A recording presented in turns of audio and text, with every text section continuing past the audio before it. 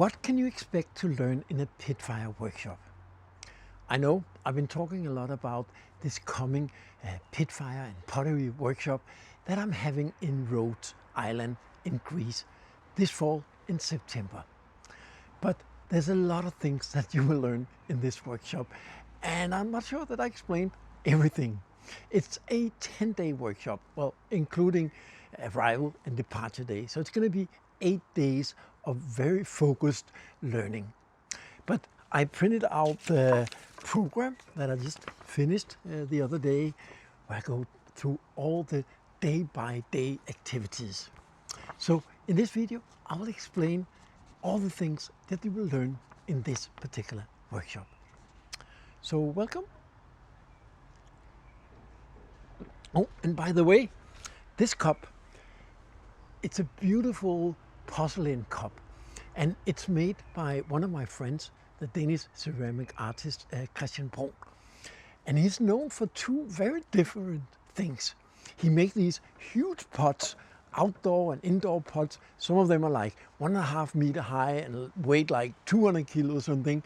And then he does this very, very fine porcelain. And it's all handmade. And he makes all of them because basically he haven't been able to find anyone who can make it this light and thin. Now, you can't see it here, but it's actually translucent, which means that it's so thin that you can look through it.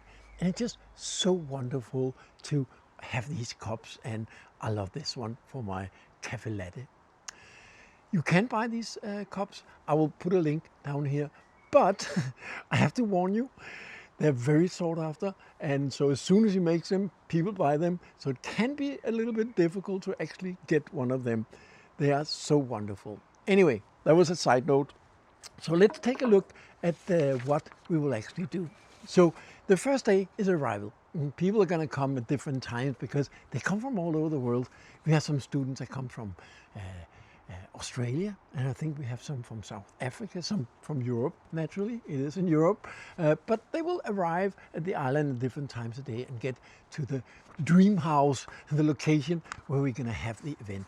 It's a wonderful house with lots of really nice, very romantic rooms and a big garden where we have the pottery wheels and the kilns outside around the pool area. It's just going to be wonderful. Now, every day's schedule is going to look like each other's. So in the morning, there'll be an option for you to do yoga. Gudrun, who is hosting the event, I'm just a teacher going there. She's also a yoga instructor. So every day from 7 to 9, you have the option to join the yoga sessions. I never did yoga. I know I should. So I think this may be a good opportunity for me to do it. I think I will try it out and maybe have a swim in the pool before the actual work starts. So every day from 7 to 8, you can do yoga. And then from 9 to about 1 o'clock, we're going to work. And then we have lunch from 1 to 2, about that time. And they're all going to cook wonderful breakfast and lunch and dinner for us every single day. So you can just be focused on doing the ceramics. And then again, after lunch, we will have 4 hours of workshop until we go for break. And then in the evening, we will have dinner together. I think Gudrun actually also planned a couple of days where we'll go out to a local restaurant in the village. So we will have 8 days of concentrated and focused ceramics work. And the first couple of days are going to be focused on creating the pot. So you will learn about what kind of clay can work for these kind of more brutal firings. So we're going to do, I'll get back to that, both Pitfire and something in the Raku kiln. But one of the things that are similar with all of these methods is that it's a much more brutal way of firing. We are raising the temperature faster and the temperature lowers faster. And for some of the methods like Obvara, we're going to take it right out of a hot kiln and put it into cold water. So that puts a lot of stress on the clay. So there's certain kinds of clay that will work better for that. And we're going to go through that. And we have, of course, all the materials for you, so the clay is there. Whether you want to reel throw or hand build, it's up to you. You can do both for these kind of firings. I mostly do wheel throwing, so I will be the instructor on the wheel throwing part. Gudrun is a very good hand builder, educated ceramic artist, so she will help if you want to do hand building. Or you can do both. So we're going to talk about the kind of clay that we can use for these kind of firings. And also the kind of shapes. Because, I mean, of course you could do any kind of shape, a decorative shape, a sculpture, or you could do a vase or a bowl and so on. But some shapes have a higher risk of cracking than other shapes. So we're going to talk about that. I'm going to help you make the shapes and form them in the way that it's most likely that they will survive. So after we made these basic forms for the firings, after they have dried a little bit, maybe you want to trim them, make them perfect, then for most of the pots we're going to apply Terra Sigillata. Because for most of the firings we're not going to apply glazes. We will also do some Raku with traditional glazes, but for other pots where we're not going to apply glazes, we still want a smooth and somehow shiny surface. And to do that, you can either burnish the pots. That takes a lot of work and I'm a little bit lazy. So the other method is using Terra Sigillata. So we're going to first create our own Terra Sigillata. So you don't have to buy it. And we will teach you how to do it. It's actually not that difficult, but it's very important that you do it the right way. Otherwise it can crackle or flake off and just don't work the way it's supposed to. So we will make the Terra Sigillata together. And for some of it, we'll just keep it white. And then we're also going to color some of it. So you can add this subtle layer of coloring to your surface before you actually do the firing. That can be really, really beautiful. So after the pots have done, and they will dry pretty fast because remember, it's the summertime or early fall in the Southern Europe. So pots dry really quick. So I'm hoping that already on day 3, we'll be able to bisque fire all these pots. Now, usually you would bisque fire an electric kiln. I do that most of the time. It's an easy way to do it. But in case you don't have an electric kiln, you can actually also bisque fire in a Raku kiln. It's a cheap way to bisque fire. I mean, a Raku kiln you can get for a few $100, and if you make it yourself, maybe even cheaper. An electric kiln or gas kiln, a real computer-controlled kiln, is a lot more expensive. So we're going to both do some bisque fire in a normal electric kiln, and then we're also going to do some bisque fire in a Raku kiln, so you can learn how to do that. So that means that when you get back home, you can set up your own studio, own fire environment with a Raku kiln and a Pitfire kiln in your own backyard, just like I'm doing here. So after the bisque firing, it's time to do the decorative work, so adding some colors. And as I mentioned, we will be doing some traditional Raku with glazes and firing it in a Raku kiln, but that's only a small part of it. Most of the event will be focused on all these non-glazed version of decorative work on your pots. So we're both going to use Pitfire, which is going to be a big part of the event, and the Raku kiln. So first, we're actually going to build the Pitfire kiln. So not only are you going to fire Pitfire, you're also going to learn how you can create your own kiln when you get back home. It's actually very easy and very, very cheap. I will show you that. We will make it together. And then we'll be ready to do Pitfire.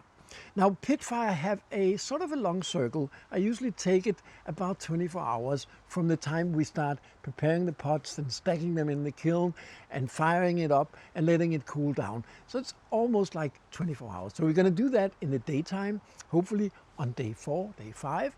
And then we're going to let it ease out and cool down overnight. And then the next morning, we're going to look at the results. And now we're going to work with different kinds of coloring for the Pitfire and different kind of saggaring or non-saggaring. So we're both going to put some pots in there with no saggar, no container to protect it against the ashes and contain all the materials, the coloring materials in it. And we're going to use 2 different kinds of saggars. You can actually make saggars in a lot more ways, but we're going to be focusing on 2 kinds. One is with tinfoil, and you've probably seen me do that here in the garden a lot of times. It's a very easy and very cheap way of making a saggar. But we're also going to do clay slab saggars. So basically very thin pieces of clay slab that we're going to wrap around the pots. Now there's some advantages and disadvantages of both methods, but we're going to go through that in the session. It's going to be very exciting and you're going to see very different kinds of pots. And we're going to use a wide range of colorants. We're going to use some salts, we're going to use some sulfate, and we're going to use some chlorides. We're going to use a lot of organic materials. And I encourage you, the student, if you're coming, of course, to bring your own organic materials, whatever you have locally. It can be leaves, or it can be nut shells, or it can be different kinds of manure. Cow manure is really great. The colors depends a lot on what the cows were actually eating. I also used chicken manure, and that's also interesting. So the best thing is if you dry it before you come. I also use a lot of dried coffee grounds, banana peels, corn peels. All organic materials will leave some marks. And when it's fired, some chemicals from within those organic materials will release itself. There's carbon, of course, in all these organic materials, and that will typically leave some black marks. But there's also other chemicals in these organic materials. For example, in banana peels and coffee grounds, there's potassium, and that can, in best case, leave some light yellow tones that are really, really beautiful. So we're going to do that, and we're actually going to do 2 pit fires. So we're going to do one early in the workshop, and then one late in the workshop. So if it turns out not the way that you wanted it, or not the way you expected, which it very likely will, that's how it is with these kind of fires, then you have an opportunity to do it one more time. So that was like the pit fire part of it. The other part of it is in the Raku kiln. And basically you can do the same thing as we do in the pit fire. So you can either wrap up your pots in some sort of a saggar, a clay saggar or tinfoil saggar, or we're going to try out both of it. And then you can fire it. But you can also apply soluble salts, which we're going to use cobalt sulfate and copper sulfate. We're going to spray with some ferric chloride. And then you can put it into the kiln and heat it up, either wrapped in a saggar or not. And then we take it out. And if you take it out when it's still warm, you can apply horsehair. And we're going to try and experiment with all these combinations. And I promise you, you're going to see some really beautiful pots coming out of that. And as I mentioned in the beginning, we're also going to do Obvara. Obvara is probably the most brutal kind of firing that you can do. Because basically we put it into the kiln, we heat it up to roughly around 800 degrees Celsius. And then we take it out when it's warm and dip it into this mix of water and flour and yeast and sugar. So basically into cold water from 800 degrees. And I'm sure you can imagine that not all clay will survive that. But we have special clays in the workshop. And again, all the materials, all the clay, everything you need for this, we will supply. That's part of it. So we'll experiment with that. That can create some really, really interesting surfaces as well. So after we've done all these fires, we will also finish them up. So they will typically need to be cleaned. We wash them or we scrub them a little bit light with a sponge. And then we will talk about different ways to seal them. Because as you probably know, as it comes out of the kiln, it's a little bit porous the way that we fire. It's a lower temperature we fire this clay to. So it's not the high temperatures you get typically in a wood-fired or an electric kiln where you fire to maybe 1200 or even higher degrees Celsius. So it's a little bit porous, and that means that it doesn't hold water completely. But there's a solution for that. There's actually several solutions. And we're going to talk about the different solutions. Some that are really good for vases because it's very, very tight. And some that are also good for bowls where you may want to have food in it. We're going to cover all that. I'm going to try the different methods. And on the outside, even though we did either polish or use Terra Sigillata to get a shiny surface, we may, or you may in some cases, add another layer of shininess to the outside, or just have something that protects the surface a little bit from finger marks, and so you can wash it. And you can use wax and different kind of acrylic and stone sealant materials for that. We're going to try different versions, different materials, so you can see the different results. So that's the whole week. And as you can see, there's a lot that we have to go through. But don't worry, I have it all scheduled, and all the different elements we have set time aside for. And on top of that, I hope that we're gonna have a really good time. It is a retreat. It is, of course, mostly about doing great pottery, but it is also about meeting other like-minded potters that have a passion for this sort of alternative firing. Oh, I forgot one thing. Included in this retreat is also online access to my Pitfire course. It's a course that goes through everything related to Pitfire. So all the things that we're also going to cover in the physical event. But there's a lot of content in that event, and you probably won't remember all of it. So when you get home, you can log in to the online course and you can revisit all the different things that you learned in the individual training videos there. It's a very, very good combination, going to the retreat, going home to remember what you actually learned. So I really hope that you will join us. I have to say that for the event this year, 2026 in September, there's only a few seats left. So if you want to join us, it's very soon, it's a couple of months, you have to go and submit right away. I will put a link down here to the website. You can also go to the short code demip.com/workshop, and that will take you directly to the booking page. And just so you know, I'm the teacher. I will be there the whole week, and Gudrun is the organizer. She's the one that owns the place, and she's also a ceramic artist. So we're both going to be there and help you through this entire event. There's going to be a maximum of 12 people for the event. It's going to be very intimate.